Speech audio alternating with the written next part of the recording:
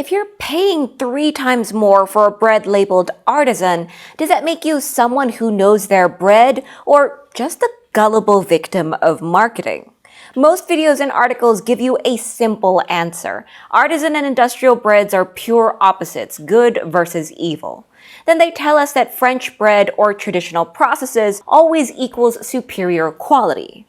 But history can tell a different story. In the 1990s, an article in a French magazine made a bold claim. French bread had become among the worst in the world. And while the magazine might have been exaggerating, several French bread experts had actually agreed with the idea that their country's bread had declined in quality. To them, while good bread still existed, much of it had been replaced by the bland but beautiful, whiter than white loaves. This proves that things aren't quite as simple as we think. So why did this flavorless white bread become so popular in the first place? And what is the real quality difference between industrial, artisan, and homemade loaves? In this video, we're going to go beyond the marketing labels. We're going to look at the hidden history of French bread to explain what actually separates great bread from garbage. Let's get into it. Hey, Seraphin here. Welcome back to the channel. When I was a kid, I remember waiting a long time for a pizza. My parents and I were trying a new pizzeria, and their pace was simply slow. We'd been waiting for a good while in the narrow dining area, listening to a selection of that year's top pop songs on repeat. But the funny thing is, I don't remember feeling impatient. In between the Italian chef handing me small samples of fresh bread, I remember thinking it was worth the wait because they were making a real pizza from scratch. This wasn't a reheated or pre-packaged pizza after all. It was an authentic artisan pizza made in the kitchen with a fancy-looking oven. And in the years since then, although I've forgotten what that pizza tasted like, my overall perception of artisan foods and bread hasn't really changed. In a world where time is money, I'm still happy to wait a little longer if I think something is handmade with quality ingredients and a better process. It's obvious that I'm not alone. Plenty of people have fallen in love with artisan breads where you pay more for a smaller loaf, yet many are still happy to buy. Furthermore, many of us, yours truly included, will happily spend hours making our own bread when we could easily buy a loaf from a nearby supermarket in less than 10 minutes. But I know that this rise of artisan and homemade breads can be a somewhat controversial topic. While there are some, like me, who have fully embraced the idea that bread's quality depends on how it's made, some consider this to be more of a marketing gimmick or even elitist. In the end, plenty of people are still asking, is there a real difference between industrial, artisan, and homemade breads? Or rather, what they're really asking is, does a difference in the quality of these breads actually exist? Ingredient lists are helpful, but they rarely tell the whole story. An ingredient list, after all, is not a recipe, just as lyrics are not a song. The other day, I saw an artisan ciabatta with a perfect ingredient list, just flour, water, salt, and yeast. Amazingly simple. Yet I thought it was the sorriest ciabatta I'd ever seen. It was clearly put through a rapid fermentation process, resulting in a loaf that was pale, flat, and utterly unappetizing. In the end, I don't think I've seen many good answers to this question. A big part of the problem is oversimplification. It's easier to put supermarket bread on the opposite side of traditional artisan boules than to explore the real reasons why some bread is qualitatively better. But first, what makes for good quality bread? While bread quality is a subjective concept, certain types are commonly acknowledged as superior, with French bread being a key example. I'm talking about the general image of bread from France rather than a specific kind. There are a lot of baking books and historical records that associate France as a country with amazing bread, and that perception continues until today. Which is a little interesting because according to this book, In the 1990s, an article in a French magazine stated that French bread had become among the worst in the world. A very audacious claim. According to the magazine, the country's bread had been on the decline since the industrialization of baking in the 1960s. Now, this particular magazine may have exaggerated the situation, but the idea that French bread was going down in quality wasn't exactly a rare opinion at the time, with several French bread-making experts saying roughly the same thing. And in an ironic twist, perhaps one of the greatest contributors to this decline was actually meant to be a solution. In the 1900s, French bakers were very worried about one problem: the decline in bread consumption. They were right to be worried. People went from eating just below 1 kilogram of bread a day in the 1800s to less than 200 grams by the end of the 1900s. In response to this steady drop in consumption, in the 1950s, a group of artisan bakers from the west of France came up with a solution to lure back consumers. They created a new method that made a better bread. The bread was voluminous, beautiful, and crucially, extremely white. This was supposed to be it, the perfect bread everyone wanted to eat. Now, we need to digress for a second to explain the significance of white bread. In 1859, according to one source, interviewed workers stated that they were ashamed to go to work if they didn't have white bread. You see, white bread at the time symbolized more than just a good-looking loaf. It symbolized cleanliness and unadulterated wheat flour. Unlike these days, when rye or whole wheat breads are considered high quality and in many ways better for your health, at that time, white wheat bread was considered the best. Importantly, it was in stark contrast to the dark, dense, and sticky bread that was rationed out during World War II. After going through such harrowing times, white bread was seen as a sign that the good times were finally back. So what these French artisan bakers were aiming for was to revitalize bread consumption with the perfect product, a whiter than white bread. And it was successful, in a way. This white bread, along with its method of making, ended up spreading across France. The method of making it came with an important step. You needed to knead the dough with a mixer for an extended period of time. This was part of what made the bread so white. As scientists explained, the incorporated oxygen hyperoxidized the flour, reducing color and accelerating fermentation. In a review by an eminent baker, he called the white bread method a way to use ordinary flour to get better development, a much whiter crumb, and a finer crust. Quoting his words, all these criteria attracted the consumers of the day, despite the drawback of a total lack of taste. And with this, the French bakers, who had refused to use mechanical mixers for a century, had thrown open the door to modernization. And there was no closing it now. A new mixer that could whip up dough at a pace no human could match became popular. And to strengthen the dough, bakers would use additives like soybean or fava flour, making it even whiter and stronger.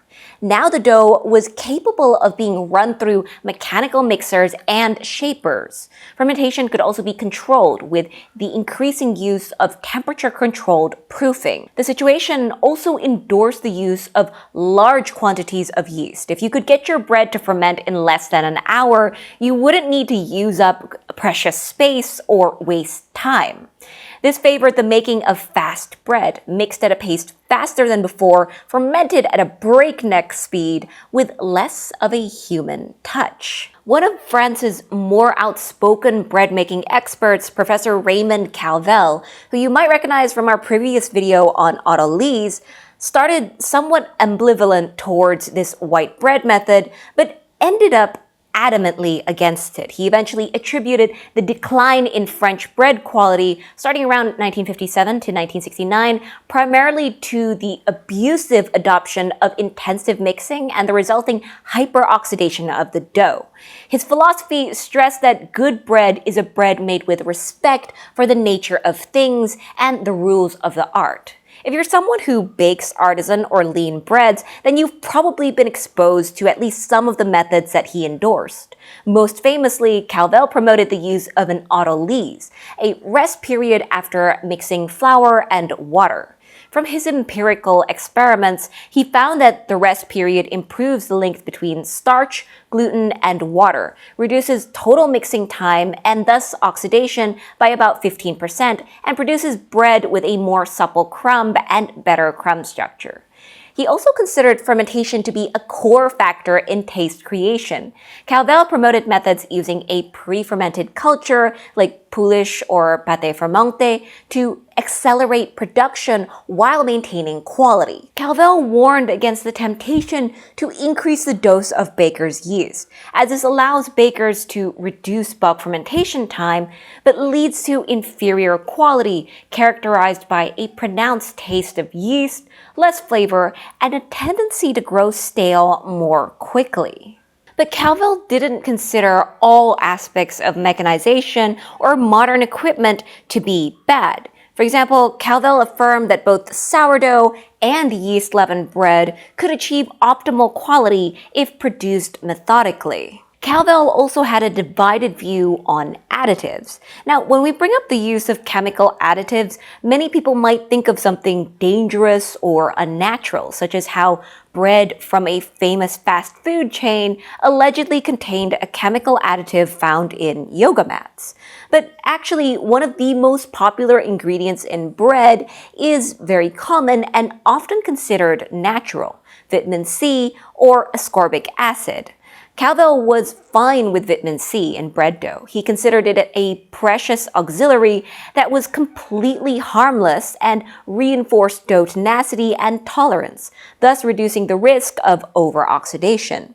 But he abhorred the addition of fava bean flour and soy flour because in combination with intensive mixing, their lipoxygenase enzyme action destroyed flavor and caused excessive bleaching of the crumb. To put context to his worries, Calvel was concerned that bakers focused too much on volume and whiteness at the expense of true flavor, urging them not to mistake the habit for the monk. He distinguished the superficial qualities from the deeper and truer reality, its flavor. At this time, though, Calvel's words were in vain. Competition and survival came first. As this book notes, the gap between ideal knowledge and the practical sense of survival can be enormous. So many artisan bakers continue to switch from older traditional techniques to this new bread made with modern equipment. But just like how a knife recognizes no master, if the artisan bakers could wield the power of modern machines, then so could their rivals. Industrial baking started to steadily gain ground, their greatest invention being frozen doughs.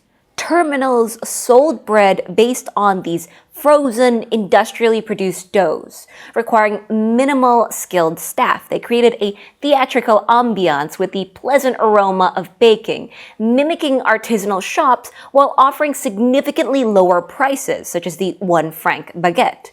Artisanal bakers struggled against this competition, labeling it as a profoundly unfair. They protested that the industrial competitors refused to abide by the mandatory weekly closing rule and systematically practiced discounting to destabilize the artisanal market.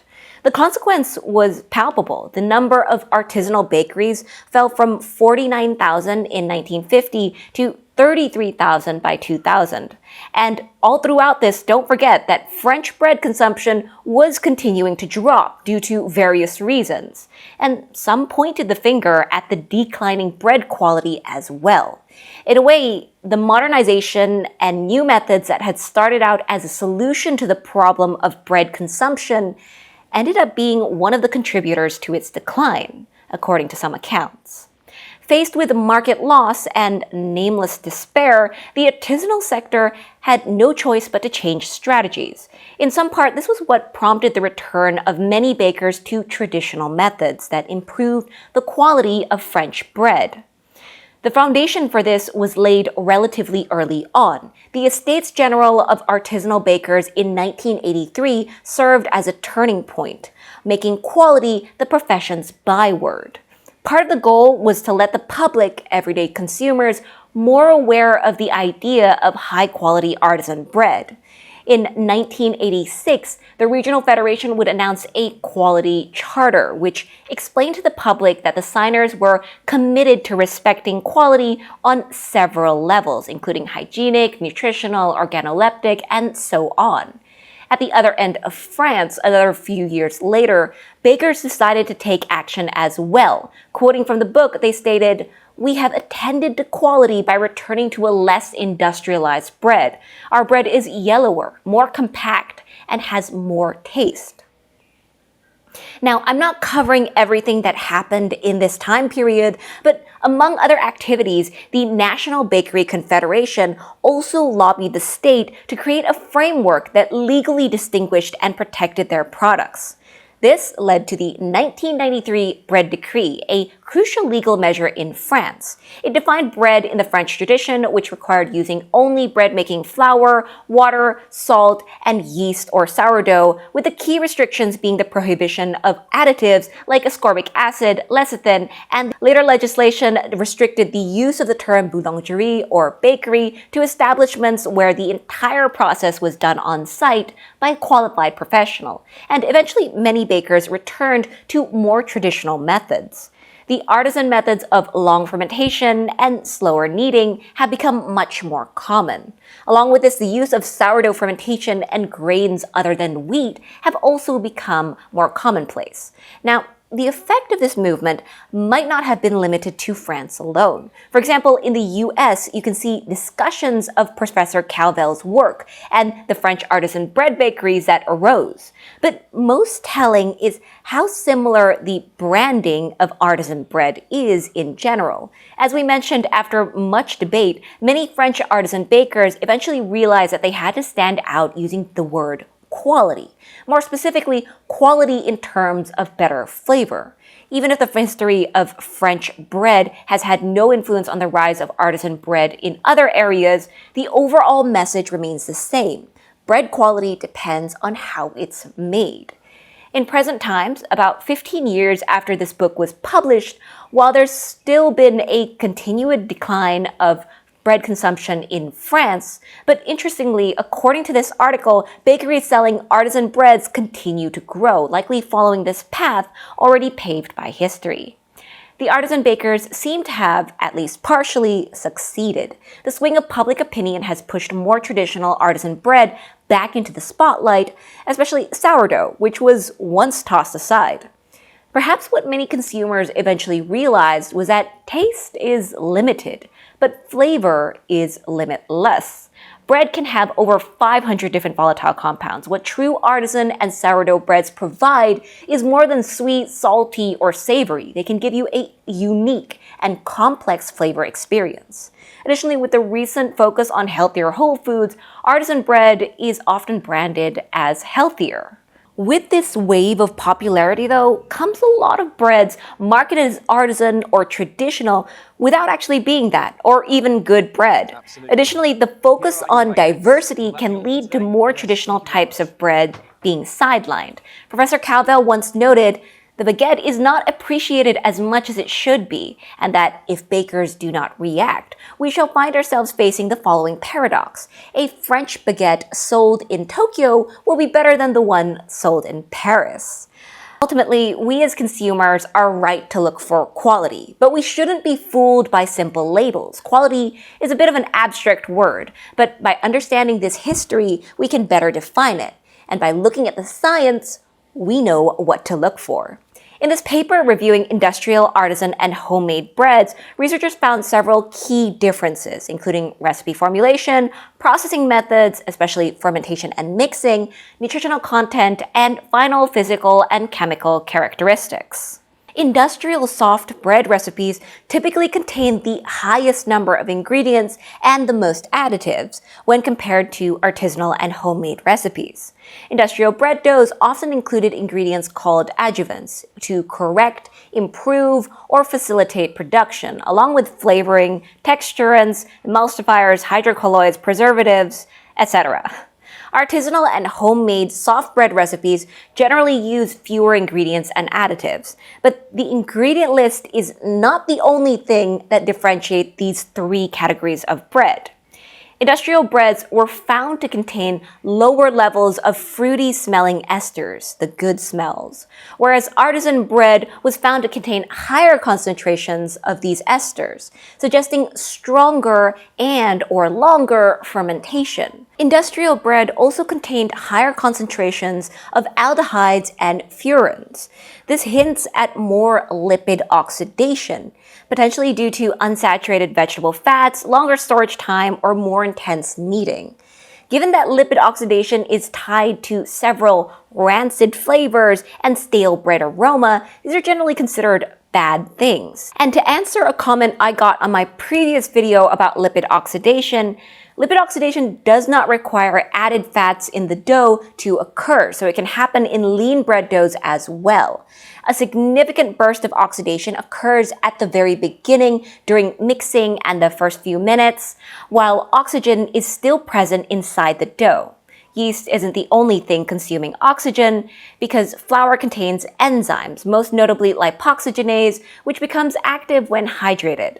This enzyme's specific job is to oxidize fatty acids or lipids. Lipids are also, again, naturally present in the flour, so you don't need to add fat to get them. In the first few minutes of dough life, the yeast, via respiration, and the flour's lipoxygenase enzymes are in a race, both consuming the limited dissolved oxygen. This initial rapid burst of lipid oxidation creates a cascade of new compounds, some of which are quite unappetizing in terms of flavor. Now, you should also be aware of a widespread marketing tactic used by many commercial bread products, the so-called health halo. This is often represented in sourdough bread products, where large industrial bread factories will slap on sourdough bread on the label and then make what is basically an industrial bread with a tiny bit of sourdough starter in it. So it won't really have the health benefits that you might hope for it to have.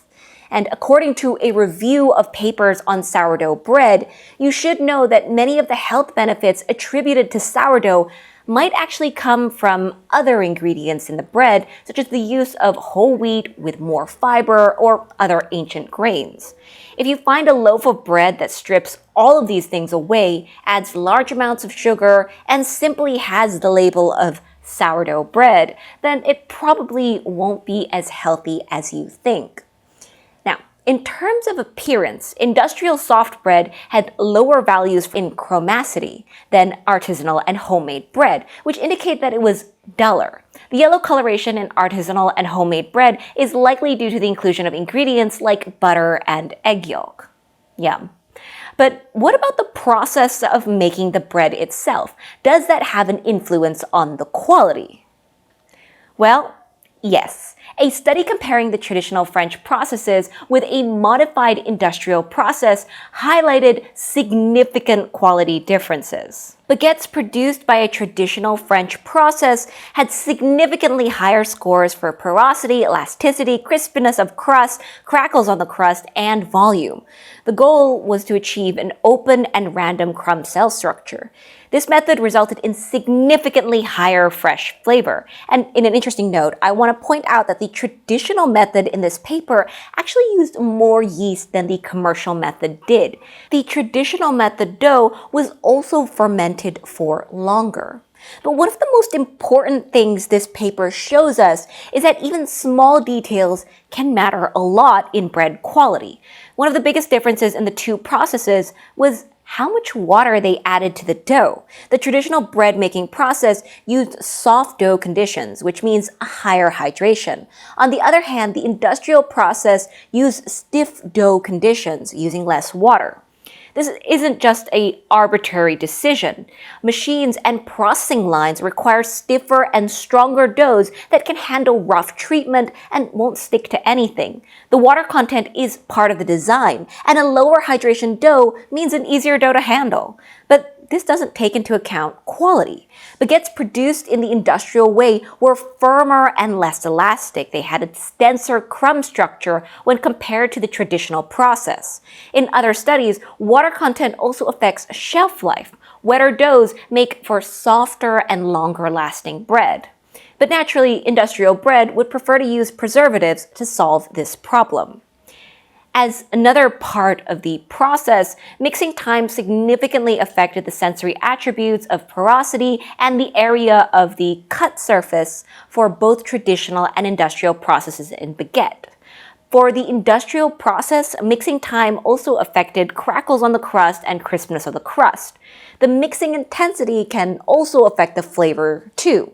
One study found that more mixing can result in more lipid oxidation, potentially producing more of those unpleasant and stale aromas. So that's another thing that can make industrial bread made with intense mixers taste less fresh despite being well before its due date.